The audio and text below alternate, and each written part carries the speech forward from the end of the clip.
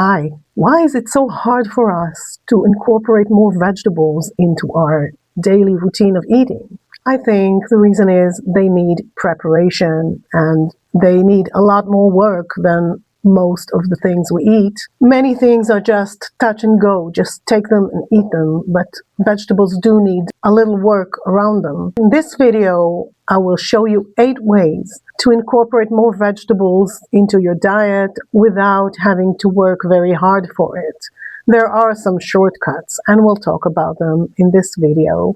Hi, I'm Nira. I'm a registered dietitian and I'm a mythbuster. Today we're gonna break the myth that says it is very hard to eat vegetables, because it's not always that hard. This is a sequel to my last video that talked about the reasons why vegetables are so important to our health and why it is so beneficial to eat more of them.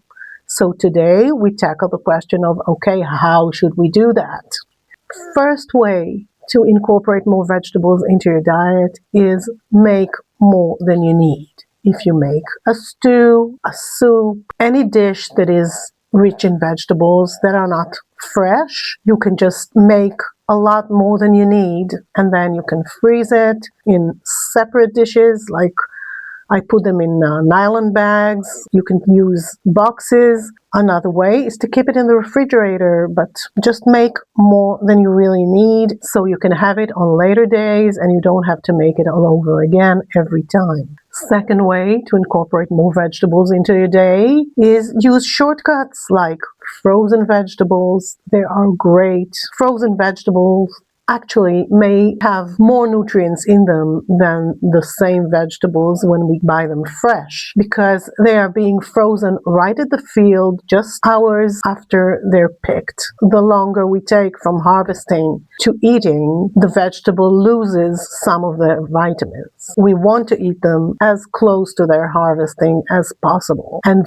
frozen vegetables are actually closer to harvesting, because once they're frozen, they don't lose any more vitamins. And the vegetables that we buy at the grocery store may be days or weeks or even months away from harvesting them. Another way is use preserved vegetables. The preservation of vegetables can help us get them easier into our plate without needing to cook them or prepare them in any way. The shortcoming of this method is sometimes they're very rich in salt. Rinse them before we eat them so they lose some of their salt. Also, make sure that if you buy preserves in the grocery store, look at the ingredient list and make sure there are no preservative materials in it, because preservatives are not good for our health. Today, most preserves don't have preservatives in them because the technology today enables the preserved food to be free of germs and not get spoiled. A third way is to make some vegetables in advance so that they're ready to eat. Some examples of such dishes: Messiah is hard vegetables that are cut into chunks: carrots, celery, fennel, kohlrabi or cabbage, cauliflower. You can have peppers, put them in lemon juice and salt, and they keep fresh for like about a week. They are very, very tasty, and you can eat them and add them to any meal you have. Another example is cooked salads like ratatouille or caponata. You cook the vegetables together like eggplants, peppers, green beans, all kinds of vegetables. You season it and you keep it refrigerated. It's good for several days, and you can always add it even to sandwiches or as a side dish in your meals, and it is already made and waiting for you. These kinds of dishes help us incorporate very easily more vegetables into our plate. Fourth way is buy the pre-washed or the pre-cut that you find in your supermarket. Green leaves are so important to our health. The thing that stops us many times from using them and eating them is you need to rinse them now, and I don't have the time for it. Then you have to dry them up. Then they just wilt away and rot away in your fridge. You can have all kinds of lettuces and spinach and kale and everything pre-washed. Use it. Then you just take them and eat them. There is no middle action to do. You also can get some vegetables that are cut in advance, like shredded carrots or cabbage. I recommend using them as fast as possible because they do lose their vitamins. If you have the time, it's always better to do it yourself. But in that case, it's better to have vegetables that lost some of their vitamins than not eat them at all. That is the worst choice, not to eat them. You can, of course, buy unwashed lettuces and green leaves and then wash them in advance, rinse them, and then dry them from the excess water, wrap them up in dish towel, put them in a plastic bag, and they keep that way for several days and they're already clean and ready to eat. Another vegetable that is less talked about is sprouts. Sprouts don't need washing. They are ready to eat, and you buy them in a specialized box and you just put them in the fridge the way they are, and then you just pluck them out of that box. If they have those roots that are not tasty, you can just cut it with scissors or with a knife, and you just eat them as they are. Add them to salads, add them to soups.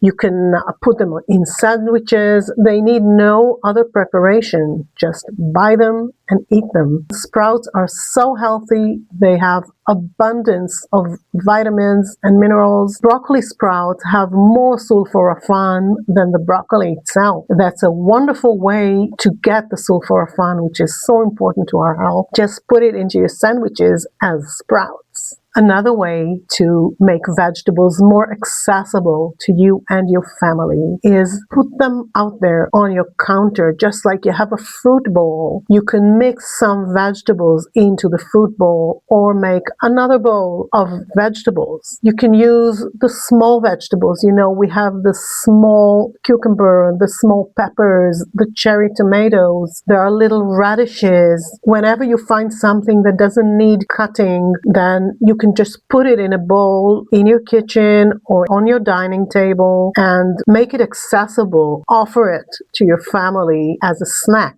That is a very easy way to have more vegetables during the day. The sixth way to add more vegetables to your meals is make sure whenever you have a meal, at least a third of it is vegetables. Just look at your plate. It has the protein dish, it has the carbohydrate dish, probably.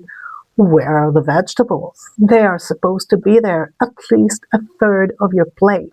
And that includes sandwiches.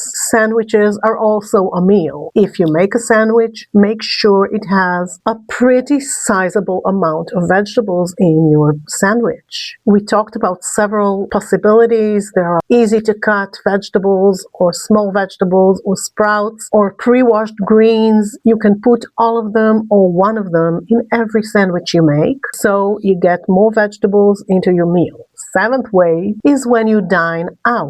Try to choose a restaurant that has vegetable dishes. Every Middle Eastern or Far East, like Chinese, Japanese, Indian, they all have a lot of vegetable dishes and they incorporate vegetables into their soups and meals. If you choose a fast food meal, it also has some vegetables possibilities. You just need to choose it. So instead of taking like the hamburger and the fries, maybe there is some salad to go instead of the fries or with the fries.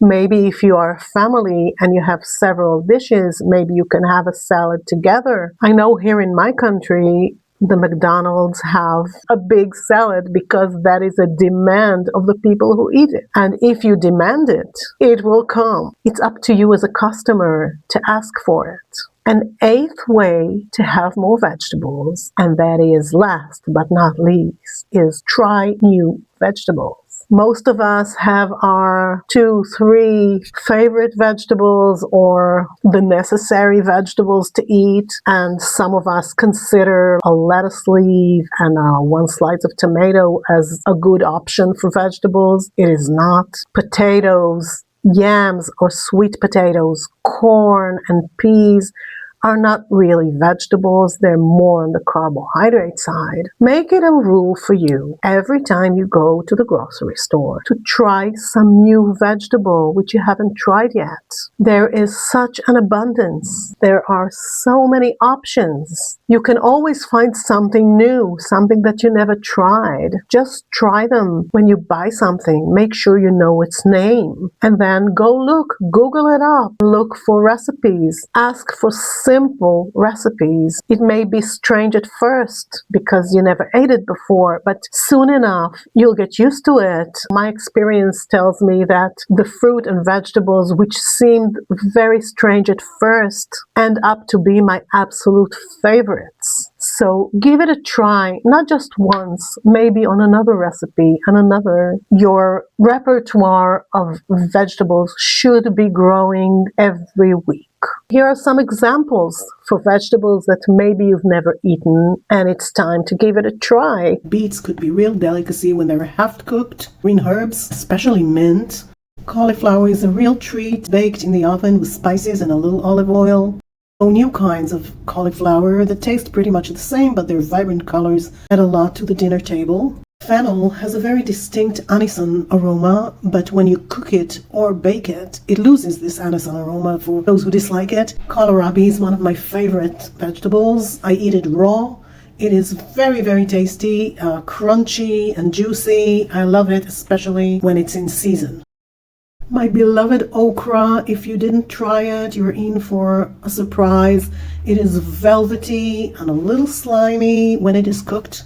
Very, very delicious. If you're looking for very simple recipes, I would love to write them down for you if you press on like and subscribe and put your mail in the comments. I would also love to get your comments about this video and about what you would like to hear about on my next videos. See you